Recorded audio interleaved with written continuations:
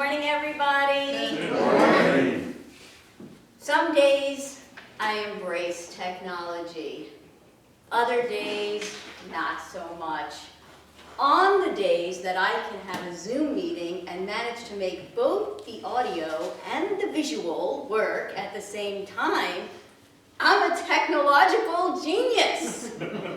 And then there are days that I arrive at Toastmasters planning to give an electronic presentation, and I cannot make the computer and the projector coordinate. I want to revert to flip charts and handouts.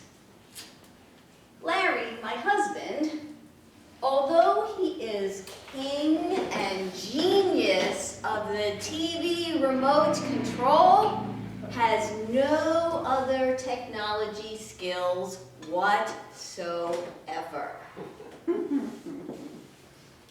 Although he is an avid reader. In fact, he just finished his 62nd book, year to date. Oh my. Yes, he sits there with his books reading all day long. And then he also reads the Chronicle daily, and because he's a sports junkie, he subscribes to The Athletic. When you meet him, and I'm sure you all will, start the conversation with sports, and you'll be on the right track.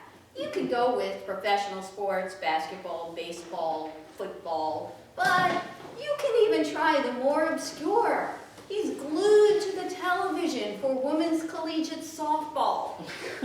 We spent the weekend watching 4 days of ladies professional golf, and all he did is yell at the TV for 4 straight days. Yes, he reads everything about everything.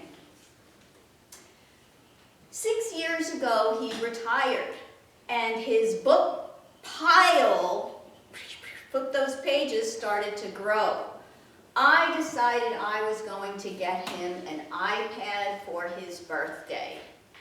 So I ordered the iPad online, and it arrives, I package it up, I box it up, I present it to him on his birthday. He opens it up. Yeah, not any enthusiasm whatsoever. None. Zilch. But I was a technological genius. I managed to set up the whole iPad for him. I gave him an Apple ID. I inserted his password. He got an iCloud, whatever he needed to get. But most importantly, I downloaded the Library Libby app.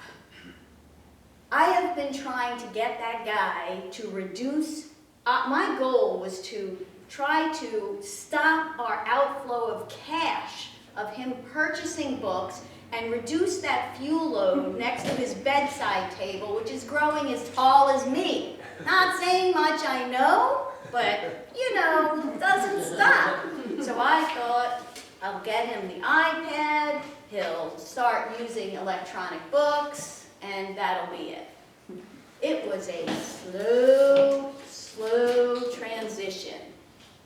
But ultimately, he embraced it.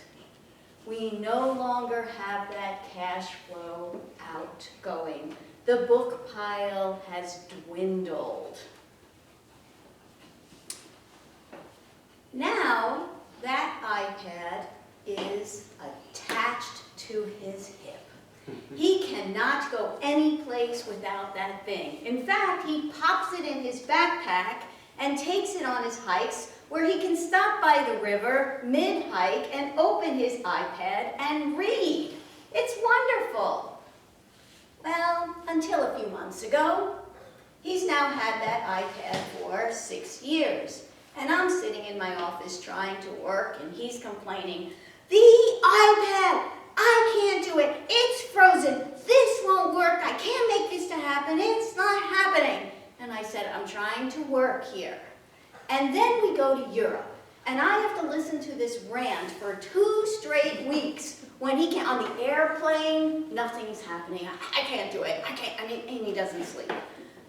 This is it. You're driving me crazy. So we get home, and where I'm sitting in my office trying to work, and he comes in and he's hovering with his iPad. He thinks that if he stands closer to the internet router, it's going to fix all of his problems. As if. I'm trying to work. I finally said, Larry, you need to go to Roseville and buy yourself a new iPad. It's been 6 years. We got our money's worth. Just go get a new iPad. He said, okay, fine. He hops in the car and like, wait. Take your old iPad so they can transfer the data. It's like, okay. He hops in the car. He goes down to Roseville. He comes home and stands in my office and he's holding 2 iPads. And I said, did they transfer the data? And as soon as I said it, I realized I forgot to tell him one very important thing. You need to take your passwords with you. He said, the technician told me that it'll be easy to do at home. And I said, Larry, I'm trying to work here. I'll help you this evening. He said, okay, fine. Well, that evening I sit down with both iPads and I'm trying to make it happen and he's standing over the top of me, hovering. And I said, this isn't going to work. You need to go back to Roseville. So he says, okay, fine. The next day, he hops in the car and he heads back to Roseville and he comes home and he comes into my office where I'm trying to work and he says to me, it's done. I said, great. Working. 2 hours later, he comes in. Do you have any idea why when I'm trying to access the Libby Library app, it says, Lori Swift's email address, what's your ID? And I said, well, they set it up wrong. I said, it may be because you have a bootlegged copy of the Apple TV app on your iPad. I said, I'm not touching that one with a 10-foot pole. You need to go back to Roseville. And he said, okay. Hops in the car, heads back to Roseville. He returns home with just one iPad and says, it's all fixed now. And I said, that's just great. You may think this story is about technology, but no. The moral of this story is, if your spouse is retired and you're still working, maintain an office outside of the home.